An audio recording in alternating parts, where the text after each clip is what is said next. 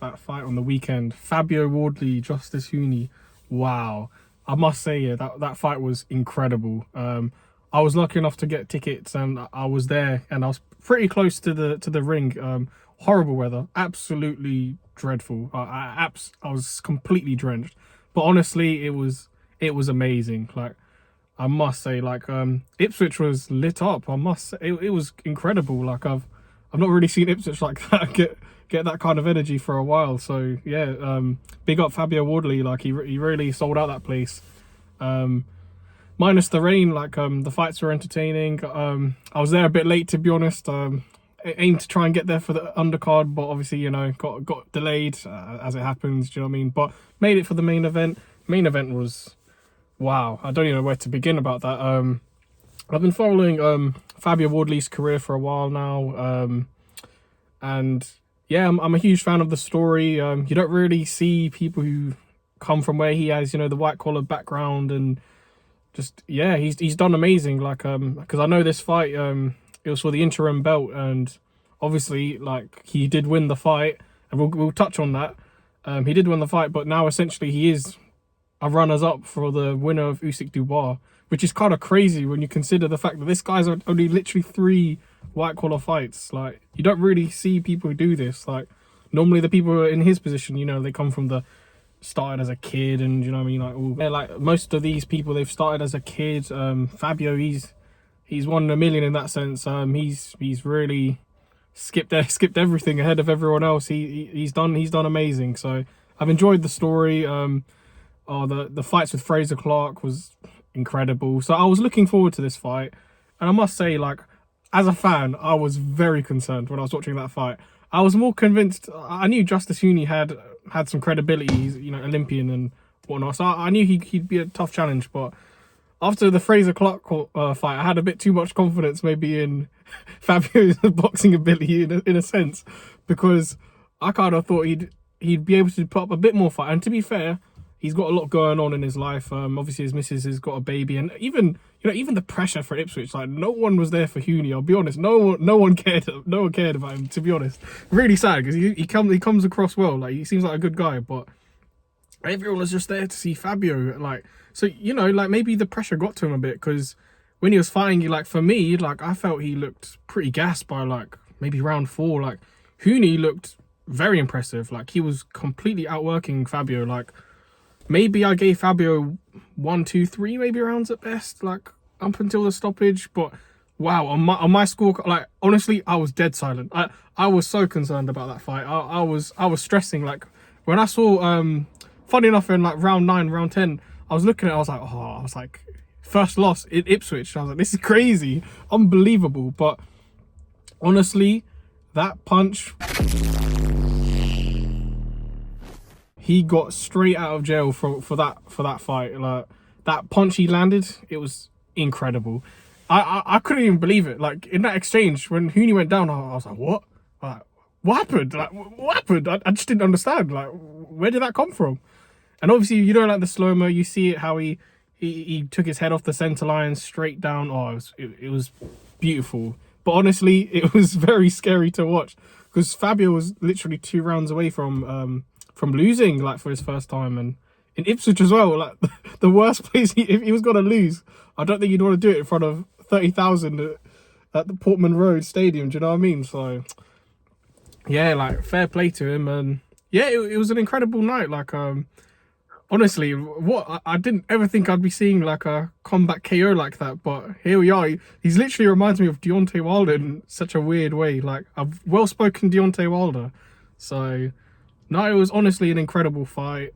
I'm glad he won. Like, oh, my heart was pounding when round 8, 9. I was like, oh my god. I was like, he's lost, man. I was like, I can't believe it, but he brought it out the bag. And respect to Justis Huni as well. He's a top class guy, man.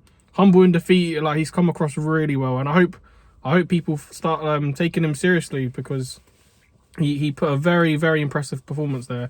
One little lapse of concentration cost him, like, such a huge win, but unfortunately this may mean he's part of the Who Needs Him club, because he's not as big of a name as, you know, some of these other guys, and I think he's a bit too much of a risk at the moment, where, like, he doesn't bring enough to the table. So I hope you know, some fighter will give him a chance, like someone big, and you know, he has a good scrap, because he can definitely go places. Like, he just needs to keep that focus, because easier said than done though, isn't it? Like, but yeah, like he was a good fighter. But yeah, obviously I was there at the event.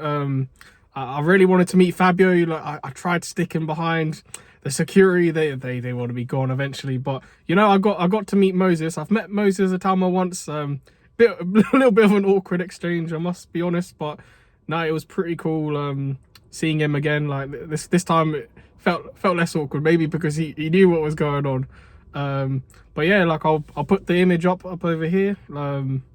Yeah, so little old me, man, next to him, it doesn't look right at all. But yeah, and yeah, I'll put some clips of my time at the fight.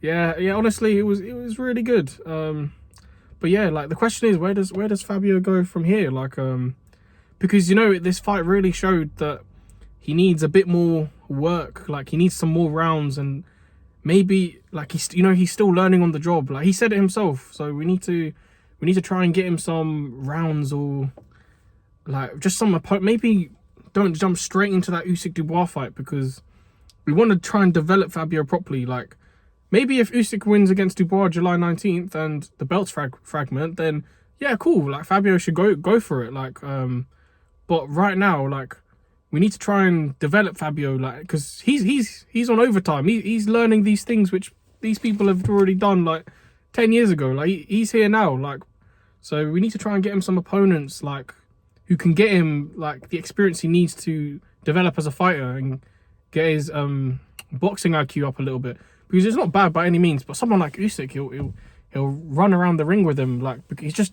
too experienced. But obviously Fabio always has that equalizer, and you can't ever write him off against anyone, to be honest, because you saw what happened with the Huni fight. He was completely losing.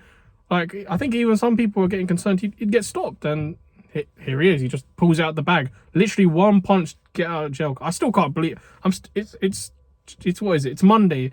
I'm still deeping it from Saturday. Like it was incredible. So yeah, like I think the next step for Fabio is we just need to try and keep him developed, keep him active, because I think that's the best thing he can do. Obviously, he's got a baby on the way. That may be a distraction.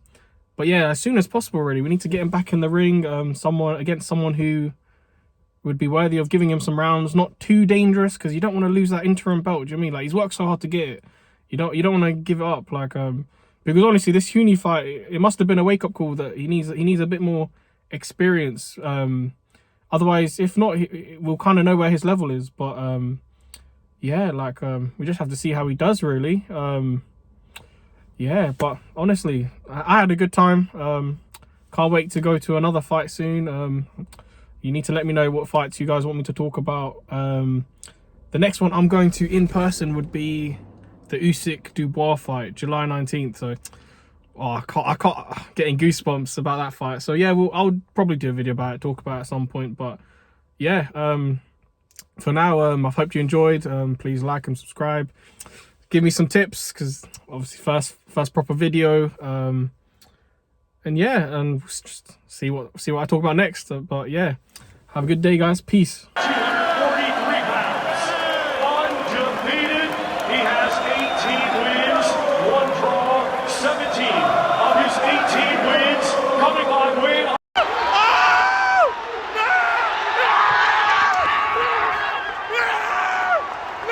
Wonderful journey that is boxing, and I wouldn't be anywhere close to where I am without everyone in this arena right here.